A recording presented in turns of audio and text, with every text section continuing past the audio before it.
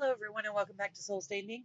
My name is Beth, and today I want to talk to you fairly quickly about two books that I have read recently.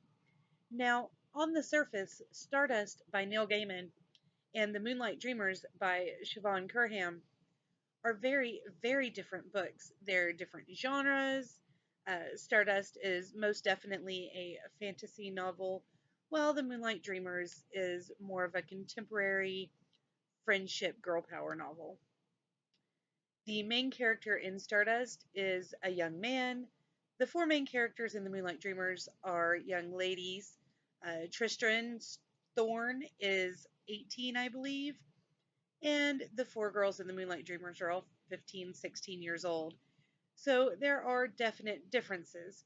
In fact, Tristan goes through the land of Fae in search of a fallen star, and the Moonlight Dreamers stare at the moon a lot. However, at their core, there are a few narratives in both of these that are very, very similar. And I do believe that if you like this one, you'll like this one, and vice versa. But let's go ahead and just chat about each one separately, shall we? Let's go ahead and start with Stardust. So, I've read a few of Neil Gaiman's works. I have not, by any means, read all of them. However, I've read a few, and I really love the way that he writes, and I love listening to his things on audiobook, especially when he is the narrator, and that's what I did here. I had the physical copy and read along. However, I did listen to most of the book on audio with Neil Gaiman as the narrator, and it's fabulous. Gaiman's voice was made to read his stories for the masses.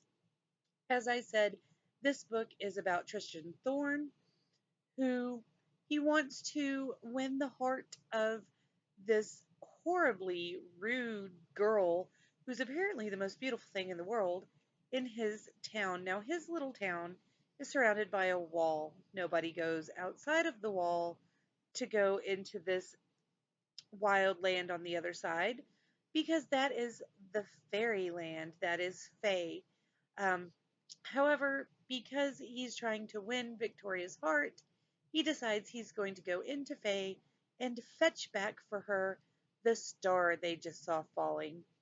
And so he goes and he has wild madcap adventures, finds the star and witches and men fighting over the throne of their dead father's castle and killing each other, um, and talking animals and talking trees, and a unicorn, and all sorts of other crazy, crazy adventures.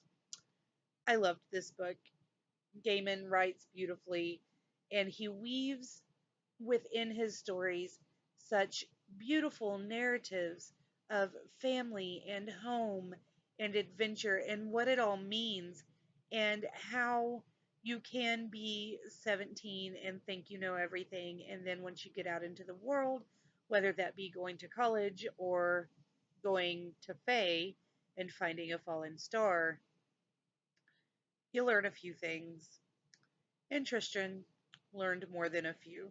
So I definitely recommend this book. There are a couple of places where I feel like if he had added one or two more sentences here and there, then the wrap up would have felt a little smoother to me. I felt like we needed a little bit more at the end. However, I'm probably in the minority because it was a really good wrap up at the end. Um, I did give this a 4 star on Goodreads, and in my little notebook, I gave it a 4.25 star. It's really, really good, and I highly recommend it, whether in print or audio. Although, if you like audiobooks, or if you've ever heard Neil Gaiman talk, I definitely suggest that you grab the audio for this. Whether or not you get the physical copy is all up to you, bud. Alright, so now let's move on to the Moonlight Dreamers. As I said, there are four main characters. All four are female. There is Sky, whose mother passed away a few years ago, and whose father has a new serious girlfriend um, that they're about to move in with at the beginning of the book. Her father is a Buddhist yoga instructor, and he's been doing um, yoga instruction for the famous. And so that leads us to character number 2, Rose, whose mother is one of those women who have been taking his yoga class. And she is also a very, very famous model, trying to push Rose into following in her footsteps and having a modeling career, but Rose will have none of that. And her mother and Sky's father, Liam, are together, which means that Sky and Rose will be moving in with each other soon and kind of hate each other. Then we have Molly, whose parents are bakery owners and whose family is Hindu. She is 15, so slightly younger than the other girls, but very sweet. And all she wants to do is learn how to talk to boys, have some confidence in herself, because as they speak about at the beginning of the book, she is Hindu. She is not Muslim. She is not um, any part of those sects, but because she wears the headscarf, because they're tan, because they're a little different, she gets made fun of, she gets bullied about it. People will walk away from her on the street without knowing her, etc. And she wants to gain confidence and be able to talk to cute boys and not have to worry about people behaving like that around her. And then finally, we have Amber, who is being bullied in school for being different. She has two dads. Her fathers are artists. Well, one father is an artist, and the other father is his part time assistant, and the rest of the time, stay at home dad. Amber chooses to dress in a lot of men's clothing and poofs her hair up and is just different and a little punky and loves Oscar Wilde. And the kids at school are making fun of her and bullying her for it. And she's not sure why, because up until this year, it hasn't really been an issue. So the four of them come together and form a club called the Moonlight Dreamers.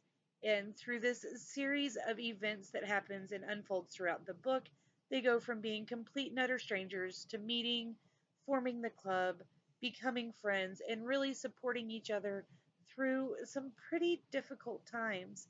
It's beautifully written. It's beautifully told. It's just a beautiful book. And it was inspired by and riddled throughout with quotes from Oscar Wilde, which I think is really stinking awesome. Uh, and the narratives within this not only focus on the family, not only focus on new friendship, but have really heartfelt, hard hitting things in them. There are topics of sexting, topics of bullying, topics of finding your dream, what you want to do, and going for it, learning how to have confidence in yourself, learning to realize that if this is what you want, you need to work towards it. You can't just expect someone to hand it to you, as well as learning to talk to your family, getting along with other people, things of that nature. So it's very well done. And as I said before, I read these two together, so that's probably why I saw the similarities. But the inner narratives, learning to work with other people, learning how to deal with other people, growing up, they're both strongly filled with those things. That sentence didn't make any sense, so I hope you understood what I'm saying. They both are full to the brim of those narratives, gorgeously done. Both books are beautifully written. Moonlight Dreamers I give a 4.5 stars to, and as I said, Stardust gets a 4.25. Together, they hit it out of this world. I hope you guys have a wonderful day.